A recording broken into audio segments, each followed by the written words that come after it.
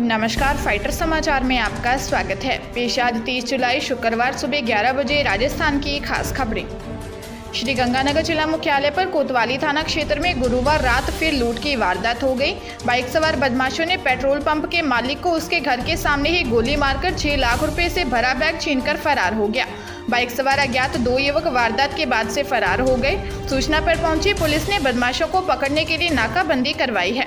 Police ने बताया कि मुख्य डाकघर के सामने पेट्रोल पंप के मालिक संजय भाटिया अपने पंप से डेली कलेक्शन का बैग लेकर कार से अपने घर नेहरू पार्क के निकट पहुंचा ही था कि अज्ञात 2 बदमाशों ने गोली मारकर रुपयों से भरा बैग छीनकर फरार हो गए।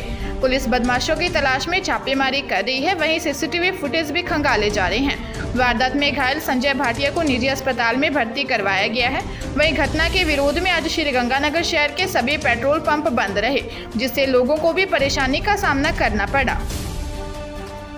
राजस्थान माध्यमिक शिक्षा बोर्ड 10वीं का रिजल्ट आज शुक्रवार को आएगा। 12 लाख स्टूडेंट का इंतजार आज शाम 4 बजे खत्म हो जाएगा। पिछले साल परिणाम 80.64% रहा था। इस बार बच्चों को प्रमोट किया जा रहा है, इसलिए पिछले साल के मुकाबले इस साल रिजल्ट बेहतर रहेगा। बोर्ड के सचिव अरविंद कुमार सेंगवा ने बताया कि परिणाम बोर्ड अध्यक्ष डॉक्टर डीपी जारोली बोर्ड परिसर स्थित कॉन्फ्रेंस हॉल में घोषित करेंगे। इस साल 10वीं में आवेदन करने वाले 12,14,512 स्टूडेंट थे। 10वीं मूक बधिर परीक्षा के लिए 1,763, वोकेशनल परीक्षा के लिए 48,840 परीक्षार्थियों ने आवेदन किए। प्रवेशिका परीक्षा के लिए 8,355 विद्यार्थियों ने आवेदन किए। बाड़मेर जिले के कोतवाली थाना क्षेत्र में एक लड़की प्यार में इतना पागल हो गई कि जब प्रेमी ने शादी करने से मना किया तो उसके घर के बाहर सुसाइड की कोशिश की। मिली जानकारी के अनुसार राय कॉलोनी में रहने वाली 21 साल की लड़की मूलतः पंजाब की रहने वाली है। 1.5 साल पहले वह बाड़मेर आई थी। यहाँ सोशल मीडिया पर उसकी दोस्ती जोशियों के मोहल्ले के रहने वाले 23 साल के एक युवक से हुई। इस बीच दोनों में प्यार हो गया। लड़की ने बताया कि लड़के ने उसे प्रपोज भी किया था। दोनों के बीच प्यार इतना बढ़ गया कि बात शादी तक आ गई। लड़की का आरोप है कि लड़के ने पहले 3 जुलाई को कोर्ट मैरिज की बात कही, लेकिन लड़का बार बार शादी की बात को टालता रहा। इस पर नाराज लड़की लड़के के घर जा पहुंची और शादी करने की बात कही, लेकिन लड़के के घर वालों ने जैसे ही उसे यह कहा कि उसकी शादी किसी और से करवा देते हैं तो वह भड़क गई और प्रेमी से ही शादी करने की बात पर अड़ी रही। लेकिन जब प्रेमी नहीं माना तो उसने घर के बाहर ही नींद की गोलियां खा ली। उसे अस्पताल में भर्ती करवाया गया है। जयपुर में बनने वाले 75,000 क्षमता के दुनिया के तीसरे सबसे बड़े क्रिकेट स्टेडियम का सपना साकार होता नजर आ रहा है। गुरुवार को 40,000 क्षमता के पहले फेज के टेंडर जारी कर दिए गए। आरसीए के संरक्षक और विधानसभा अध्यक्ष सीपी जोशी के जन्मदिवस पर यूडीएच मंत्री शांति धारीवाल ने बटन दबाकर आरसीए की वेबसाइट पर टेंडर अपलोड किया। टेंडर में स्टेडियम के पहले फेज की लागत 296.36 करोड़ आंकी गई है। जो कंपनी इस टेंडर में सफल होती है उसे 24 महीने के अंदर तैयार करना होगा। वैभव गहलोत ने कहा कि टेंडर प्रक्रिया पूरी होने टेक्निकल और फाइनेंशियल बिड में 2 से ढाई महीने लगेंगे। उम्मीद है कि दीपावली तक चौंप के बनने वाले स्टेडियम की नींव रख दी जाएगी। चित्तौड़गढ़ जिले के निम्बाहेड़ा सदर थाना क्षेत्र में नई आबादी सांकरिया गांव में 25 वर्षीय पूजा नामक एक विवाहिता ने फांसी का फंदा लगाकर आत्महत्या कर ली। मृतका के पीहर पक्ष ने ससुराल वालों पर कई आरोप लगाए। मौत के बाद अस्पताल में मोर्चरी के बाहर हंगामा भी हुआ। सूचना पर पहुंची पुलिस ने बताया कि पीहर पक्ष का आरोप है कि मृतका को दहेज के लिए परेशान किया जाता था, उसके साथ मारपीट भी की जाती थी। मृतका के भाई ने अपनी बहन के ससुराल वालों पर हत्या का भी आरोप लगाया है। मौके पर पहुंची पुलिस ने मृतका के पिता द्वारा दी गई रिपोर्ट दर्ज कर जांच शुरू कर दी है। लॉ यूनिवर्सिटीज में प्रवेश के लिए आयोजित क्लैट का परिणाम बुधवार देर रात घोषित किया गया। पंजाब के मनहर बंसल ने 150 में से 125.75 अंक लाकर ऑल इंडिया टॉप किया है। दिल्ली की निधि अग्रवाल दूसरे स्थान पर रही। पीडब्ल्यूडी कैटेगरी दिव्यांग में जयपुर की दिव्यांशी शर्मा ने 90 अंक लाकर टॉप किया।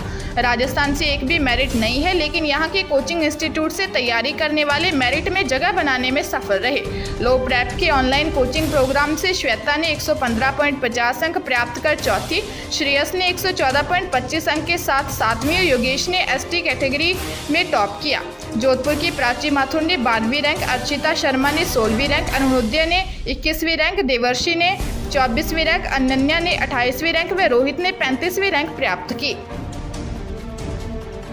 मुख्यमंत्री अशोक गहलोत ने वीसी के माध्यम से प्रदेश में कोविड संक्रमण वैक्सीनेशन की वर्तमान स्थिति की समीक्षा बैठक को संबोधित किया। इस दौरान उन्होंने कहा कि चिकित्सा एवं स्वास्थ्य विभाग के अधिकारी यह भी सुनिश्चित करें कि कोविड वैक्सीन की दूसरी डोज लगाते समय वही दवा दी जाए जो पहली डोज के समय दी गई थी। मुख्यमंत्री ने कहा कि कोविड प्रोटोकॉल की पालना में लापरवाही के कारण दुनिया के कई देशों में कोविड रोगियों की संख्या फिर बढ़ी है। देश के कुछ राज्यों में भी वायरस की सक्रियता बनी हुई है और वहां सरकारों ने संक्रमण रोकने के लिए प्रतिबंधात्मक उपाय लागू किए हैं। उन्होंने लोगों से भी अपील करते हुए कहा कि हमें लगातार सावधानी बरतनी होगी तथा कोविड प्रोटोकॉल की पूर्ण पालना सुनिश्चित करनी होगी, तभी हम तीसरी लहर के प्रकोप से सुरक्षित रह पाएंगे। कांग्रेस प्रदेश प्रभारी अजय माकन की विधायक के साथ 2 दिन की 1-to-1 रायशुमारी के बाद शाम को सीएम आवास पर मुख्यमंत्री ने डिनर किया। डिनर से पहले सीएम निवास पर कांग्रेस और समर्थक विधायक दल की बैठक में फिर एकजुटता की बात दोहराई गई। विधायकों को खुश करने के लिए कोरोना काल में वैक्सीनेशन के लिए एमएलए फंड से 3 करोड़ रुपए काटने के प्रावधान को वापस लेने की घोषणा की गई। अब विधायक फंड का पूरा 5 करोड़ विधायकों की सिफारिश पर ही खर्च होगा।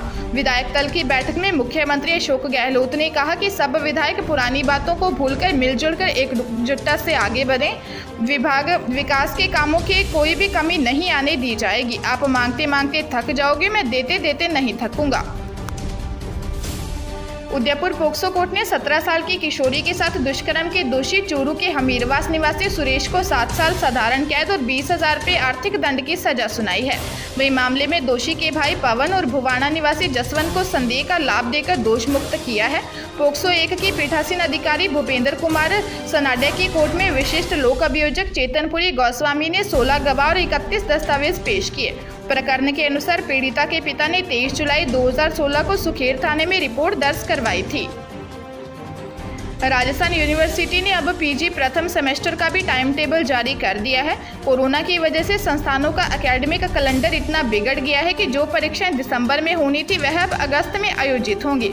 सेमेस्टर में विभिन्न विषयों में एमए, एमएससी, एमकॉम, मासकॉम व अन्य कोर्सेज की परीक्षाएं 12 अगस्त से शुरू होंगी। पेपर सुबह 8:30 से 10 बजे तक होंगे।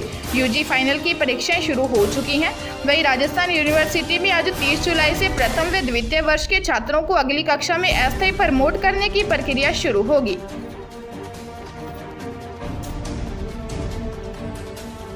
ताजा तरीन खबरों के लिए फाइटर न्यूज को सब्सक्राइब करें और बेल आइकन को प्रेस करें ताकि नई न्यूज अपडेट होते ही आपके फोन की घंटी बज जाए।